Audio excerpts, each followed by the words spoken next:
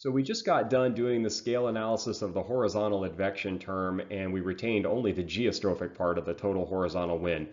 Before we get to the vertical advection term, the second one over here, we can use the similar scaling arguments we just did to simplify the acceleration term over here on the left-hand side by once again breaking the total horizontal wind into geostrophic and ageostrophic parts. So we break up the V into these two parts here. And we remember from before that we wrote down a scale for VG of about 10 and a scale for VAG of about 1. It's about a tenth of the total horizontal wind is ageostrophic. And we can assign scale magnitudes to those two terms on the left-hand side. For the time magnitude, we once again use L over U, where L, our length scale, is in units of meters, and U, our horizontal velocity scale, is in meters per second. So the meters will cancel and we'll get units of seconds, which is what we should have for dt. If you look at the first term here, V sub g is 10, and then in the denominator are L over U. L is 10 to the 6th, and U is 10. So 10 to the 6th divided by 10 would be 10 to the 5th. And VG is 10, so 10 divided by 10 to the 5th would give us a magnitude of 10 to the minus 4 for this first term. For the second term, V sub ag is 1, so we have 1 divided by 10 to the 5th, which would give a magnitude of 10 to the minus 5th for the second term.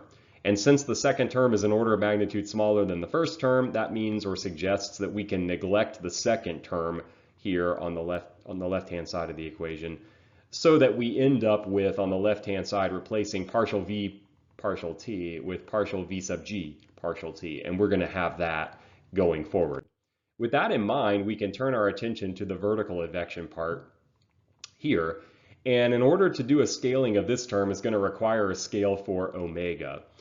So we recognize that omega as a way of expressing vertical velocity in the pressure coordinate system is the change in pressure with respect to time. And we can multiply that derivative dp over dt by unity, written as dz over dz. And we do that in order to swap the order of differentiation in these two terms. So we move the dt to the right and the dz to the left, so we rewrite that this way. And we do that because we can now rewrite dp over dz using the hydrostatic equation. We recognize that the change in pressure with respect to height is equal to negative rho times g. And dz over dt is just the vertical velocity w. And we have scale values for all three of these terms, for rho, for g, and for w, over here in our table. So our scale value for rho is approximately 1. Our scale value for g is about 10, 9.8, or roughly 10 meters per second squared. And our scale value for w, according to our table here, is 10 to the negative 2. So when we multiply all of those through, we end up with a scale for omega of 10 to the negative 1 in units of pascals per second. So turning our attention, now that we know a scale for omega, we turn our attention back to the entire term that's highlighted in blue here. And we can write a scale term and a magnitude for this. So omega is omega. The numerator of our derivative scales as the horizontal velocity scale, and the denominator, the differential dp, scales as the vertical pressure change through the troposphere of 10 to the power of 5. So 10 to the minus 1 times 10 divided by 10 to the power of 5 gives us an overall scale magnitude of 10 to the minus 5 for the vertical advection term highlighted here in blue. So we can write that down, 10 to the minus 5 underneath that term. We know some of these values from before.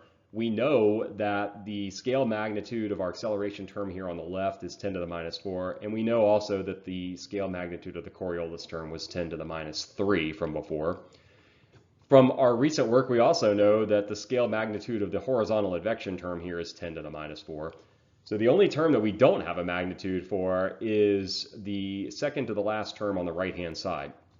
However, this geopotential gradient, which is another way of expressing the pressure gradient in our xyp coordinates here, must be approximately the same magnitude as the Coriolis term because we are dealing with a system that is near geostrophic. And so we should have a near balance between these two terms. So we can assume, given the quasi-geostrophic system that we're working with here, that these two terms, our height gradient or our geopotential gradient and our Coriolis term, have approximately the same magnitude of 10 to the minus 3. So we have our 5 terms here. We have scale magnitudes for each of these 5 terms. And we turn our attention once more back to the vertical advection term and notice that it is the smallest of the 5 terms at a magnitude of 10 to the minus 5. And the smallness of that term justifies its neglect from the whole system. And so that leaves us, having considered the vertical advection part, now leaving out that term, it leaves us with a total of 4 terms. The acceleration term on the left, the advection term on the right, the geopotential gradient, and the Coriolis term. So with all of that work done, we can make a couple of statements here that so far our QG assumptions include the following. First of all, neglect of friction. We threw that out way back at the beginning. Secondly, we are neglecting advection by the ageostrophic wind components. That was from our work on this advection term. Thirdly, we are neglecting the advection of the ageostrophic wind components, also by our work on this term. And fourth, the neglect of vertical advection, as the work that we just did here showed. The smallness of that term justifies throwing it out. So we have a series of assumptions that we're beginning to accumulate here so far that we will carry forward. And we'll make a few others as we work our way down the path, ultimately to deriving the geopotential tendency equation and the omega equation.